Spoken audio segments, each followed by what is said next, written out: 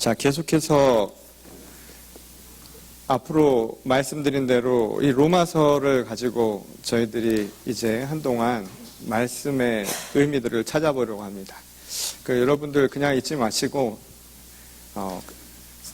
스마트폰이 있으신 분은 스마트폰으로 로마서를 꺼내서 보시고요. 성경이 있으신 분들은 성경을 보면서, 그리고 한 손에는 노트와 그 다음에 연필을 함께 쥐고 볼펜을 쥐고 우리가 함께 공부하는 마음으로 말씀의 장으로 나가도록 하겠습니다. 우리가 지난주 함께 읽었던 1절부터 7절까지의 말씀은 이 로마서의 가장 첫 부분이면서 동시에 도입부죠. 말하자면 편지로 따지자면 서두에 해당되는 내용이었습니다. 그리고 서두에 대한 내용은 우리가 지난주 3개로 나눠서 이야기했지만 결국은 자기를 소개하는 내용이다라고 한마디로 정의를 내릴 수 있을 겁니다.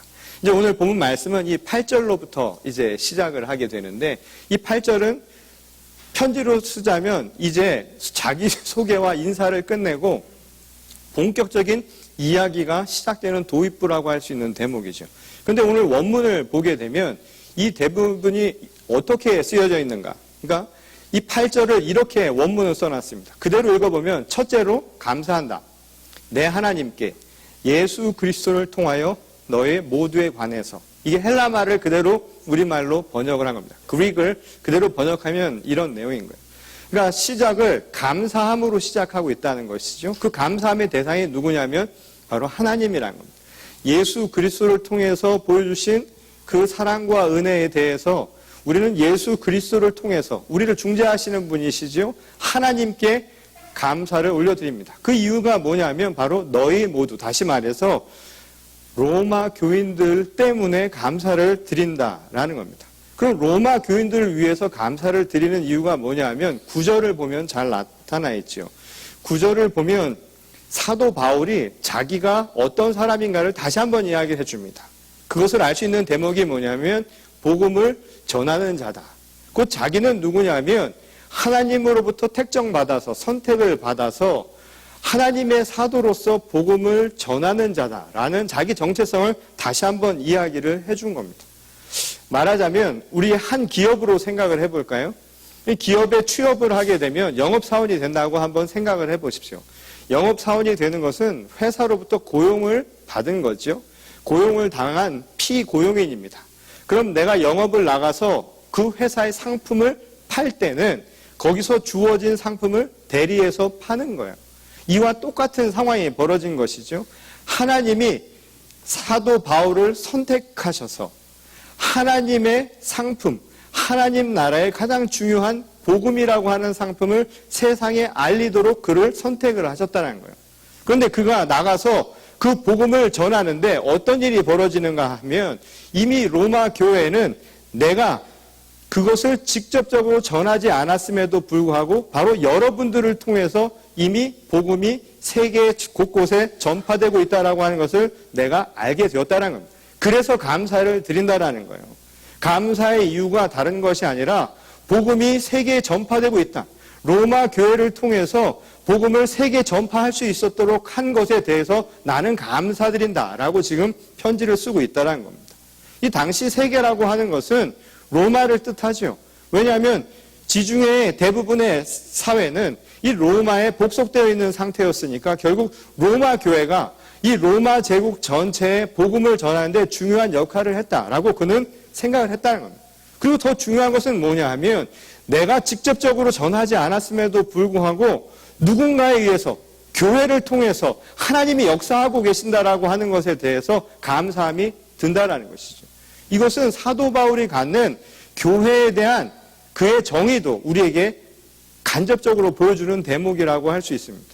이 교회라고 하는 것은 누구누구의 교회가 아니라 머리 대신 하나님 그리고 예수 그리스도의 말씀을 통해서 세워진 교회라는 것을 다시금 가르쳐 준다는 거예요. 곧 교회는 누구의 교회냐 하면 주님의 교회라는 거예요. 그리스도의 교회라는 거예요. 어느 중국집에 갔더니 어느 교회 다니세요 하고 우리 청년들한테 물는다고 하시더라고요. 그랬더니 그 청년이 그렇게 얘기를 했다는 거예요. 제가 알기로는 그 청년 우리 교회 잘 안 나온 걸로 알고 있는데 한두 번 나왔는데 어디 다니냐고 물으니까 열린교회 다닙니다. 그랬다는 거예요. 그랬더니 그분이 뭐라고 대답을 했냐면 권혁인 목사님 교회요. 그렇게 이야기를 했다는 겁니다. 우리가 한국에 잘 알려져 있는 교회도 있죠. 예를 들어서 사랑의 교회 하면 예전엔 돌아가신 옥하는 목사님 교회, 그리고 여의도에 있는 에스모 교회가 있죠. 거기는 조모 목사님 교회라고 해서 목사님의 이름을 이야기하는데 교회가 누구의 교회냐 말이죠. 이 당시 소아시아를 비롯해서 이방인 사회에 사도 바울이 교회를 짓고 난 뒤에 그는 계속 전도 여행을 위해서 떠다녔죠. 그러다 보니까 리더십이 여러 번 바뀌게 되었습니다. 그러면서 교회 안에서 어떤 문제들이 발생을 했냐면 지도자에 따라서 파벌이 생기기 시작을 하는 거예요. 담임 목사가 한번 바뀌면 구 목사님과 새 목사님, 그리고 전전 목사님과 또 파운딩 목사님, 또 내가 좋아하는 그 누군가의 목사님에 의해서 파벌이 생기면 교회가 온전한 교회가 되지 않는 것이죠. 근데 그 안에 우리들은 착각을 갖고 있는다는 거예요. 교회가 특정한 누구의 교회라는 생각을 갖는다는 것이죠. 사도 바울은 분명하게 이야기하는 거예요. 나는 그리스도로부터 부름받은 자라고, 나는 선택받은 자고, 내가 하는 것은 하나님이 주신 말씀을 전하는 것 그 이외에는 없다는 거예요. 그래서 내가 자랑할 것은 오직 하나님의 말씀 한 가지밖에 없다는 것이에요. 근데 놀라운 것이 내가 전하지도 않았음에도 불구하고 그 하나님의 복음이, 그 씨앗이 이곳에 자라나고 있다는 것, 그것에 놀라고 있다는 거예요. 그리고 그것은 바로 오늘날 교회의 진정한 모습이 무엇이어야 하는가를 우리가 다시금 알려준다는 것이죠. 교회는 하나님의 교회여야 한다 이 말인 거예요. 교회는 주님의 교회여야 한다 이 말인 겁니다. 교회는 오직 그리스도의 교회여야 한다는 겁니다. 이것이 바로 이 사도 바울이 가지고 있는 사도로서의 자기 정체성과 함께 교회가 어떤 모습이어야 하는가를 우리에게 다시금 알려주는 모습이었다는 거예요. 이걸 더 분명하게 알려주는 대목이 바로 10절에 나옵니다.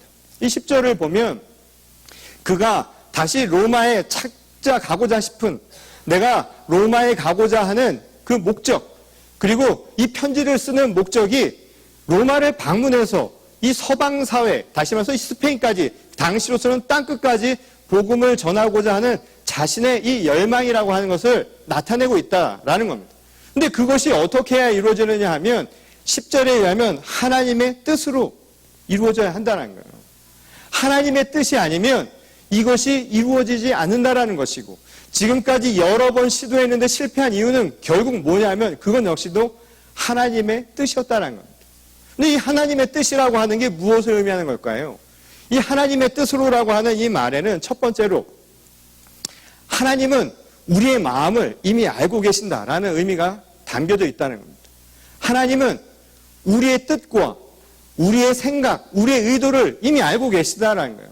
그 말은 로마를 방문하고자 하는 사도 바울의 목적, 의도를 이미 하나님 알고 계시다라는 거예요. 이미 간파하고 계시다라는 거예요. 그래서 9절을 보게 되면 이런 이야기가 나오죠. 하나님이 증인이라고. 이미 다 알고 계시다고. 내가 비록 가지 못했지만 하나님은 다 알고 계셔. 증인이다. 내가 여러분들을 향해서 하나님의 복음을 전하고자 하는 내 열망을 이미 하나님은 다 알고 계신다는 겁니다. 이게 굉장히 중요한 것이죠. 하나님의 뜻을 아는 것, 그것은 다른 것이 아니라 하나님이 이미 내 마음에 내 뜻을 그분이 먼저 알고 계신다라는 신앙 고백이 있어야 한다는 겁니다. 이 두 번째로는 이루시는 분도 하나님이라는 거예요. 결국 모든 것을 이루시는 분은 하나님이셔야 한다 이 말인 겁니다. 우리가 웨슬리의 이야기, 비유를 통해서 말씀을 드린 바가 있지요. 빗자루의 이야기를 제가 여러 번 말씀을 드렸습니다. 빗자루가 쓰는 게 아닙니다. 빗자루는 쓸림을 당하는 것이지요. 말하자면 피동이에요. 하나님이 빗자루를 통해서 일하시는 거예요. 우리는 빗자루라는 거예요. 교회도 빗자루고 사역을 위해서 부름받은 사도 바울과 같은 그리스도의 종, 오늘 우리들도 그리스도의 손과 발 이외에는 아무것도 아니라는 거예요. 여러분 피리를 한번 생각해 보세요. 피리를 부는데 피리가 자기 소리를 내면 아무리 명인이라 해도 그 피리 소리가 제대로 날 수 있을까요? 아닙니다. 피리가 그 안에 또 자기로만 채워져 있으면 소리를 낼 수 없는 법이에요. 피리는 제 속을 비워야 하는 겁니다.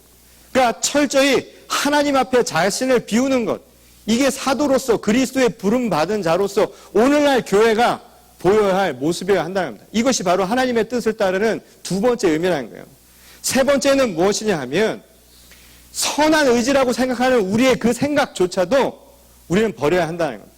그래서 선한 의지는 품는 게 아니라 사실은 비우는 거예요. 정말 선한 의지는 우리가 갖는 것이 아니라 그것을 포기하는 순간 정말 선한 의지가 결실을 맺는다 이 말인 겁니다. 그래서 선한 의지도 하나님께 맡기라는 거예요. 우리가 생각하는 선한 의지가 반드시 선한 결과를 맺는 법은 없습니다. 내가 분명히 선한 의도를 갖고 했다고 해도 그렇지 않은 결과가 나올 수 있는 상황이 너무나 많은 거예요. 예컨대 하나의 긴 줄이 있다고 한번 생각을 해보십시오. 병원에서요. 이머전시 상황입니다. 그런데 내 옆에 아주 죽어갈 듯한 아주 나이 드신 노인이 한 분 계셔서 줄을 서 있는데 제가 선한 의지로 그분을 내 앞에 모셨다고 생각해 보세요. 근데 그것은 내 선한 의지로 행한 것이죠. 근데 그 순간 내 뒤에서는 어떤 일이 벌어지고 있었냐면 나도 모르는 새 그분보다 더 위중한 사람이 죽어가고 있었다는 거예요. 내가 자리를 내줌으로 인해서 그분의 생명이 위독해지는 결과를 낳을 수도 있다는 거예요. 내가 판단한, 내가 생각한 그래서 선한 의지가 결코 완전하게 선한 결과나 책임을 가져오지는 않는다는 것이죠. 그래서 선한 의지라고 말할 수 있는 것도 결과일 뿐이라는 거예요. 하나님의 뜻 안에 그래서 맡겨야 한다는 겁니다. 그러니 선한 의지, 그것을 통해서 행하지 말라는 얘기가 아닙니다. 내가 그 결과에 대해서도 순종할 수 있어야 된다는 거예요. 여러분 놀라운 것 아세요? 히틀러와 같은 사람들이 선한 의지를 갖고 시작한 일이라는 것을 그는 선한 의지를 갖고 시작했다고 자기 자신은 판단했어요. 그래서 엄청난 결과를 가져왔지요. 그게 하나님의 뜻이 아닐 수도 있다는 것을 생각하지 못하면 아집이 될 수 있고 엄청난 결과를 가져올 수도 있다는 겁니다.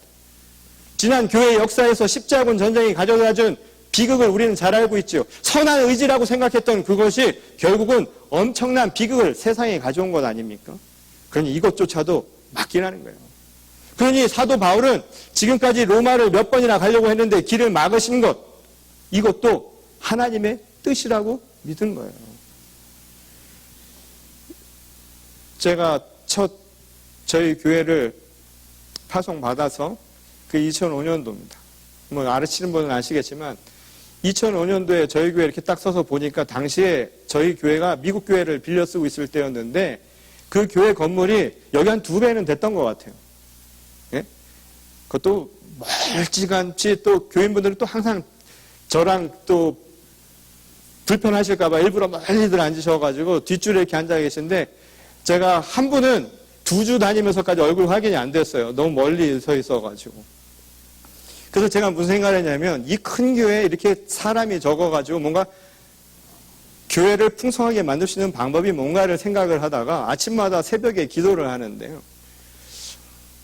눈에 띄는 교회가 한 군데가 있더라고요. 그래서 누가 그런 얘기를 하시는 거예요. 예전에 그 교회를 저희들이 이사를 한번 가려고 했다는 거예요. 그래서 알바니 교회라고 하는 곳이 있어서 제가 새벽 기도를 끝내면 거길 가서 소위 말해서 땅밟기를 했습니다. 땅밟기가 뭔지 아시죠? 저 마음대로 저는 선한 의지라고 생각했습니다. 여리고성이 무너지듯이 그 교회를 뱅글뱅글 돌았습니다. 기도하면서 하나님의 뜻이 있으시면 이 교회를 저에게 주십시오. 하나님의 뜻이 있으시면 저 교회 우리 좀 주십시오. 그런데 그게 제 생각이었던 게 그 교회 안에 있었던 미국 교인들은 얼마나 기분이 나빴을까요? 거기 앉아서 생각할 때 한 동양인이 와서 교회를 내게 해주십시오 하는 것은 교회가 무너지라는 얘기고 그 안에 앉아있는 교인들은 우리가 무너지라는 얘기로 들릴 테니까 그것이 너무나 고깝게 여겼겠죠. 더군다나 새벽에 거기를 돌다 보니까 주택가에 있는 교회였는데 주택에 아마 백인들이 많이 살았나 봐요. 이상한 아시안이 아침에 와서 거기를 계속 며칠 동안 돌고 있으니까 수상하다고 해서 저를 신고를 한 일이 있습니다. 그래서 결국 그 이야기가 저희 감리사님이 있는 그 감리사실까지 들어가게 되어서 저를 결국 소환을 했습니다. 그래서 제가 불려가가지고 그분 앞에 추궁을 당했죠. 그래서 저는 얘기를 했습니다. 교회를 갖고 싶어서 그곳에 있으면 더 많은 사람들이 오고 더 많은 젊은이들을 모을 수 있을 것이다라는 제 생각이 있어서 그랬습니다. 했더니 저를 말리시더라고요. 근데 그때 말리는 그 순간에 무슨 생각이 들었냐면 하나님의 뜻이 나를 막는구나. 이런 생각을 하는 것이 아니라 내 뜻대로 안 되는 거에 대한 좌절감, 실망감 같은 것들이 드는 거예요. 근데 놀라운 건 말이죠. 그러고 1년이 지난 뒤에 바로 그 감리사 사무실에서 연락이 왔다는 것 아닙니까? 그 연락이 온 이유는 뭐냐면 이 락구리찌 이곳에 교회가 한 곳이 비어 있는데 평상시 네가 하는 것으로 보아서 교회를 향한 그 마음이 있으니까 한번 와보지 않겠느냐라고 저한테 연락을 한 거였습니다. 그래서 저희가 이곳에 1년 뒤에 들어올 수 있었던 거예요. 하나님이 선택하시고 하나님이 부르신 일에는 다 그만한 뜻이 있다는 거예요. 때로는 내 선한 의지조차도 막으신 데는 그만한 뜻이 있다는 거예요. 작년 한 해 동안 저를 힘들게 했던 한 사건이 있었죠. 또 제가 계획한 것도 아니었지만 사실은 사람의 의도를 통해서 우리가 또 다른 캠퍼스, 사실은 2캠퍼스를 더 얻게 되었습니다. 또 한 캠퍼스는 저희가 그곳으로 이전이나 또는 그곳을 통해서 또 다른 사역을 생각을 했지만 뜻대로 되지 않았습니다. 저는 그것 역시도 그렇게 생각합니다. 하나님의 뜻이 있으시면 하나님의 방식으로 반드시 역사하실 것이다. 저에게 오늘 필요한 것은 그런 기다림이 아니겠느냐라는 것입니다. 이 노자 도덕경에 보게 되면 이 동양 고전에도 이런 이야기가 나옵니다. 이 노자 2장에 보면 유무상생이라고 하는 말이 있습니다. 아주 2장에 보면 주옥 같은 이야기가 나오는데 유무상생이라는 말이 무슨 뜻이냐면 유와 무가 조화를 이루어서 생명을 만든다는 거예요. 다시 말해서 유와 무가 조화가 될 때 생명력이 생겨난다는 거예요. 있음과 없음이 함께 공존하는 게 생명의 이치라는 겁니다. 어둠과 빛은 함께 공존하는 거예요.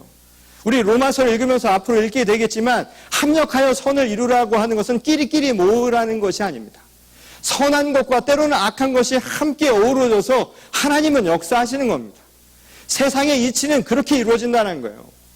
한번 컵을 한번 생각을 해보십시오. 이 컵에 물을 다 따랐습니다. 더 이상 찰 곳이 없어요. 있기만 하는 거예요. 공간이 없으면 더 이상 채울 수가 없지요. 그럼 그 물은 어떻게 됩니까? 변화가 없지요. 생명력을 잃어버리게 되는 거예요. 그래서 빈 공간이 있어야 움직임이 생기는 것이죠. 유와 무가 함께 생겨나는 겁니다. 때로는 하나님이 막으신 막힘, 무저, 없는 것조차도 우리에게 하나님이 또 다른 길을 여시는 있음, 또 다른 비전을 우리에게 가르쳐주는 것이라는 거예요. 그게 바로 하나님의 이치요, 하나님의 뜻을 따르는 자의 모습이라는 거예요. 그래서 이 사도 바울의 가르침에 따르면 기도는 그래서 무엇인가? 하나님의 뜻이 이루어지는 간구를 드리는 것이 바로 기도라는 거예요.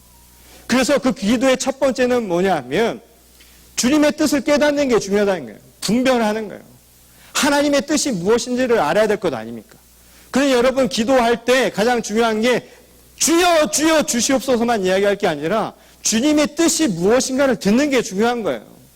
주님의 뜻대로 된다라고 여러분들이 믿으신다면 기도의 핵심은 주님의 뜻이 무엇인가를 아는 거가 되어야 될 것 아닙니까? 분별력을 가져야 된다는 거예요. 두 번째로는 그 분별한 내용을 들으면 깨달음이 있어야죠. 받아들여야죠. 순종해야 될 것 아닙니까? 그러니 기도는 분별력과 함께 순종하는 믿음이 있어야 된다는 거예요. 순종해야 될 것 아닙니까? 순종하면서 그리고 세 번째가 뭘까요? 결단입니다. 따라야죠. 그대로 행해야 될 것 아닙니까? 다시 말해서 기도는 하나님의 뜻을 듣고 그것을 순종하는 마음으로 내가 삶을 통해서 행하는 것, 이런 결단까지 이루어질 때 진정한 기도가 이루어진다는 거예요. 이게 바로 하나님의 뜻에 대한 사도 바울의 바로 믿음의 고백이었다는 거예요. 그리고 11절에 보면 이 사도 바울이 다시 한번 그 이야기를 하죠. 내가 이러한 믿음 속에서 여러분들을 찾아가는 이유를 다시 이렇게 이야기합니다. 뭐라고 얘기하냐면 하나님으로부터 받은 은사를 여러분들과 나누어 주기 위해서라는 거예요. 이 로마에 가는 목적을 다시 한번 얘기해 주죠. 왜냐하면 누군지 모르는 사람이 온다고 하니까 다시 한번 알려주는 겁니다. 편지를 통해서 내가 여러분들을 방문할 건데 그것은 하나님의 뜻이 있어야 가능합니다. 근데 하나님의 뜻이 있어서 내가 여러분들을 방문하게 되는 그 목적이 뭐냐면 내가 하나님으로부터 받은 신령한 은사요. 복음에 대한 이야기죠. 그 신령한 은사를 여러분들과 나누고 싶다는 거예요. 그래서 그것을 통해서 여러분들이 더더욱 굳건한 신앙의 반석 위에 서게 하고 싶은 것, 이게 바로 사도 바울의 목적이었다는 거예요. 그런데 여기서 말하는 은사라고 하는 게 과연 뭘 의미할까요? 앞으로 성경을 통해서 자주 나오는 이야기고 이 사도 바울이 이 이야기를 통해서 분명한 성경적인 의미에서의 은사가 무엇인가 우리에게 이야기를 해주죠. 그 은사는 바로 선물이라는 겁니다. 이 첫 번째 은사의 의미는 대가로 받는 보상이 아니라 값없이 받는 선물이라는 의미예요. 이 헬라 말로 원어를 보게 되면 은사는 카리스마입니다. 카리스마. 우리 또 카리스마 하면 또 한 카리스마들 다 갖고 계시죠? 그 카리스마라고 하는 것은 하나님이 주신 거예요. 우리는 마치 그 카리스마가 자기로부터 나오는 것을 카리스마라고 생각을 하지만 그것은 하나님이 주신 선물이라는 뜻이에요. 그 선물은 뭘까요? 대가가 없는 것이죠. 남자친구가 여자친구한테 주면서 선물이야 하고 주는데 그 밑에 뭐라고 써 있어? 조건이 있어. 2부 이자야. 1년에 얼마씩 갚어 하고 오면 이것은 더 이상 선물이 아니죠. 그리고 목사님 이거 드세요 하고서는 선물로 받았는데 후에 그에 대한 뭔가가 없다고 저에게 서운한 마음이 조금이라도 드시면 완전한 선물이 아니었다라는 겁니다. 목사님이 이럴 때 교회 이런 중직을 나한테 맡길 줄 알았는데 안 맡기시네. 그 생각이 드는 순간 그 선물은 더 이상 선물이 아니라 뇌물 공여가 될 가능성이 굉장히 높은 것이죠. 선물은 결과가 얘기해 준 거예요. 내 마음이요. 그냥 하나님이 우리에게 주신 건 뭐냐면 아무 대가 없이 주신 거예요. 그럼 우리가 행하는 믿음과 우리가 심지어 하나님 앞에 예물을 드리는 것은 선물로 드리는 거예요. 그것은 앞으로 장차 일어날 것에 대한 보상의 개념으로 드리는 게 아니다 이 말인 거예요. 하나님이 주신 은혜에 대한 감사의 표현이 되어야 한다 이 말이에요. 그 하나님의 뜻을 받은 것에 대한 감사의 표현이죠. 하나님도 우리에게 선물을 바로 그렇게 주셨다는 거예요. 이 두 번째 은사의 의미는 그래서 나눌 때 풍성해진다는 겁니다. 물질은 나누면 줄어들죠. 그렇잖아요? 빵을 나눠보세요. 저희 아이들을 보면 말이에요. 미국에서 자라서 그런지 엄마 아빠한테도 나라고 그러더라고요. 좀 서운한 얘기들이 있어요. 자꾸만 다 내 거라고 얘기를 해서. 우리 거라고 얘기를 안 하고 다 내 거라고 얘기를 해서. 내 걸 왜 먹냐고. 가끔씩 아빠가 좀 과자 좀 나눠 먹자고 해도 이건 내 거라고 얘기할 때 굉장히 속상함이 듭니다. 그거 하나 먹는 게 뭐 대수로운 거라고. 그래도 내 거라고 하는 개념이 있는데 하나 내 거라는 개념 속에서 나누면 내가 먹을 만큼은 줄어들죠. 물질은 나누면 이런 문제가 생깁니다. 줄어들죠. 나누면. 그러나 하나님이 주시는 은사는 물질적인 게 아니라는 거예요. 사도 바울은 그래서 우리가 받는 성령의 은사라고 하는 성령의 열매라고 하는 것은 지극히 우리의 내적인 변화를 이야기하지 않습니까? 사랑을 갖게 되고 화평을 얻게 되고 온유한 마음을 갖게 되는 것. 이런 것은 우리 안에 주신 하나님의 진정한 은사라는 거예요. 이것이 없으면 물질도 아무 소용이 없는 거예요. 그래서 사랑을 예로 들어볼까요? 사랑을 받으면 사랑을 나눌수록요. 사랑은 열매를 맺습니다. 근데 그 열매는 어떻게 맺는 줄 아세요? 그 밭이 좋으니까 그 사랑을 뿌리면 30배, 60배, 100배로 맺는다 이 말인 거예요. 일반 돈이나 물질은 그렇게 맺기 어렵죠. 그런 상황은 눈으로 보여지고 계산이 가능한 거죠. 하지만 하나님의 사랑은 계산이 안 돼요. 그래서 우리가 생각할 수 없을 만큼의 놀라운 역사들이 이루어지게 된다는 거예요. 그게 기적이다 이 말인 겁니다. 그게 놀라운 것이죠. 그러니 은사는 나눌수록 커진다는 게 두 번째 특징인 거예요. 이 세 번째는 뭐냐 하면 반대로 안 쓰거나 독점하려 하면 그 가치가 없어진다는 거예요. 사랑을 예로 들어볼까요? 사랑 안 할 거야? 그럼 사랑이 없는 거죠. 여러분 짝사랑의 놀라운 이치를 아세요? 짝사랑이 사랑일까요? 아닐까요? 우리 짝사랑만 하는 우리 청년들 이 말을 들으면서 가슴으로 막 뭔가 오지요. 이 짝사랑이라는 이 단어에 대해서. 근데 짝사랑이 사랑이냐 아니냐? 완전한 사랑은 안 될 수가 있겠지요.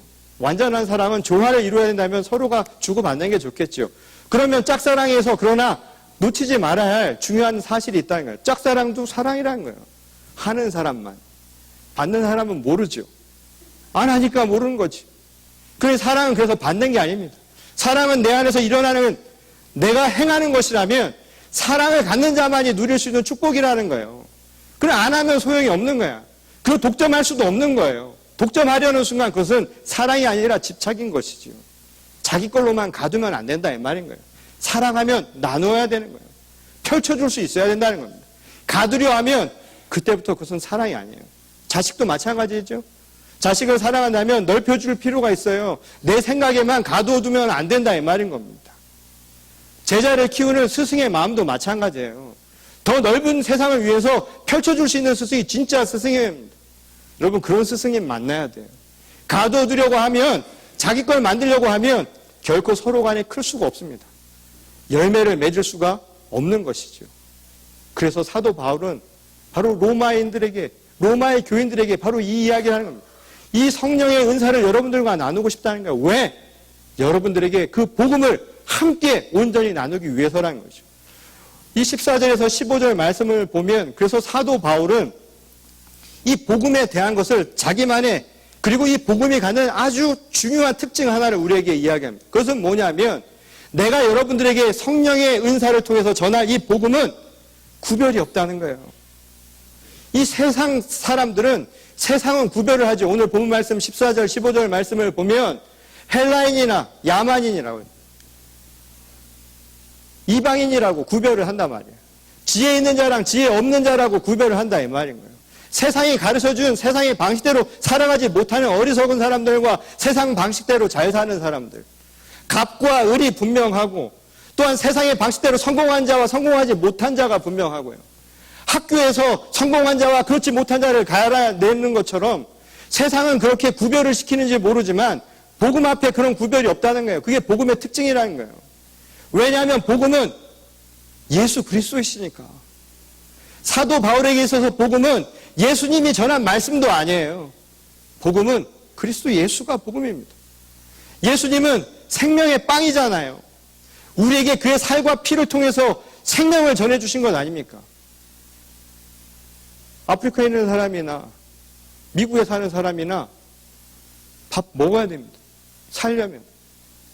그렇잖아요. 그래서 못 먹는 사람들을 위해서 우리가 함께 먹을 것을 나누려고 하는 건 아닙니까? 복음도 마찬가지인 거예요. 생명의 양식은 그래서 가리지 않고 모두에게 주어진 거라는 거예요. 그리고 복음과 은사의 특징이라는 거예요. 은혜는 특별한 사람 가리고 주어진 게 아니라는 거예요. 모두마다 각각의 은사를 선물을 다 주셨다는 거예요. 복음도 모두에게 주어진 보편적인 하나님의 축복이라는 거예요. 다시 말해서 은사의 가장 큰 핵심은 뭐냐면 바로 복음 그 자체라는 겁니다. 예수 그리스도는 우리를 위해서 십자가에 달리셨습니다. 예수님이 십자가에서 흘리신 그 보혈의 피는 특정한 사람들을 위해서만 흘린 피가 아니다 이 말인 거예요. 지금 이 교회에 앉아있는 우리만을 위해서도 아니고, 내가 잘났다고 생각하는 그 사람만을 위해서도 아니고, 모든 인류를 위해서 흘리신 구원의 피였다는 겁니다.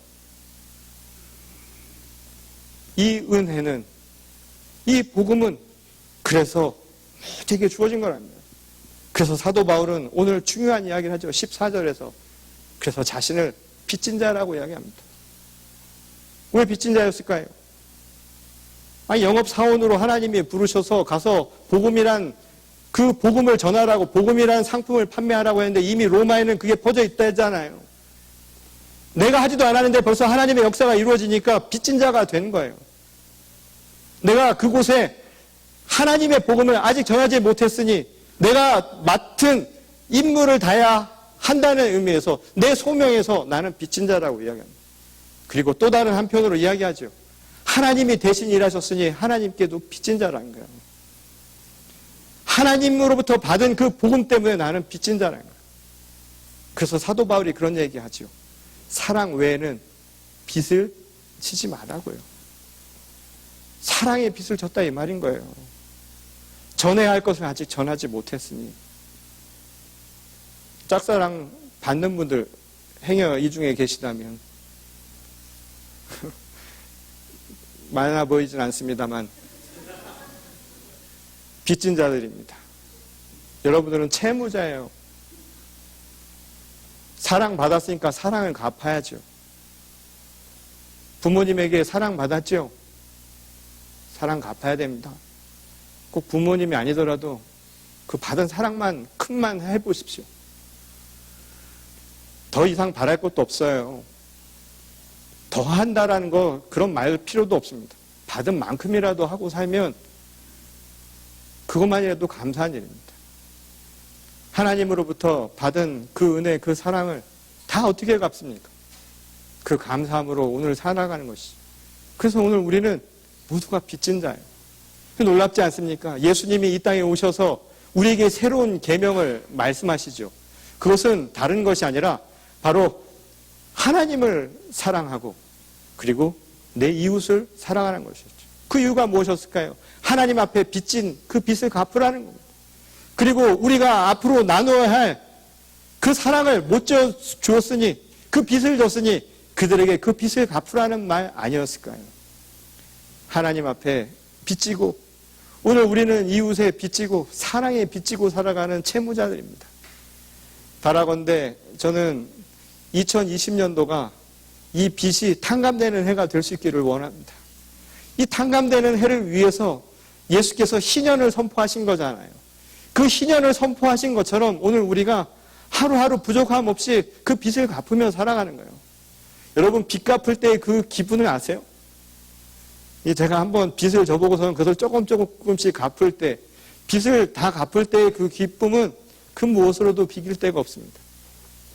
무엇보다 사랑에 대한 빚을 갚는 것, 그것만큼 귀하고 놀라운 것은 없습니다. 2020년 우리 교회에 주시는 하나님의 말씀입니다. 우리를 사랑하시는 하나님 앞에 그 빚을 갚으시고 또 우리에게 주신 그 사명으로 이제 복음을 나눠야 할 우리 이웃들, 그 누군가를 위해서, 우리 가장 가까운 바로 옆에 있는 이들을 위해서 못했던 말을 한 번이라도 전하고 그들에게 따뜻한 손길을 한번 내어주고 내가 가진 것을 함께 나누어주고 그리고 무엇보다 하나님이 주신 이 복음의 능력을 함께 나누어서 못다한 그 빚을 다 갚는 주님의 귀한 교회와 성도가 될 수 있기를 주님의 이름으로 간절히 축원합니다. 우리 다 같이 기도하시겠습니다. 좋으신 하나님, 오늘도 우리를 주의 거룩한 전으로 불러주셔서 우리에게 다시금 깨우침을 주시니 감사를 드립니다. 먼저 하나님의 뜻을 구하게 하시기를 원합니다. 하나님의 뜻을 분별하여 순종하는 마음으로 믿음으로 나가게 하시고 또한 이 시간 이 전을 나갈 때는 결단하는 마음으로 나가서 못다한 우리의 빚을 다 갚는 주의 거룩한 성도들, 주의 거룩한 교회가 되게 하여 주시옵소서. 오늘 우리에게 주시는 이 말씀을 통하여서 깨달음이 있기를 원합니다. 단순히 우리의 지식이 자라나는 것이 아니라 우리의 믿음이 깊어지고 하나님과의 관계가 더욱더 공고해질 수 있도록 우리 한 사람 한 사람을 주님께서 붙들어 주시며 역사하여 주실 줄 믿사오니 주님 저희 모두와 함께하여 주시옵소서. 오늘 우리에게 주시는 하나님의 말씀에 감사드리오며 살아계신 우리 주 예수 그리스도의 이름으로 간절히 기도드렸습니다. 아멘.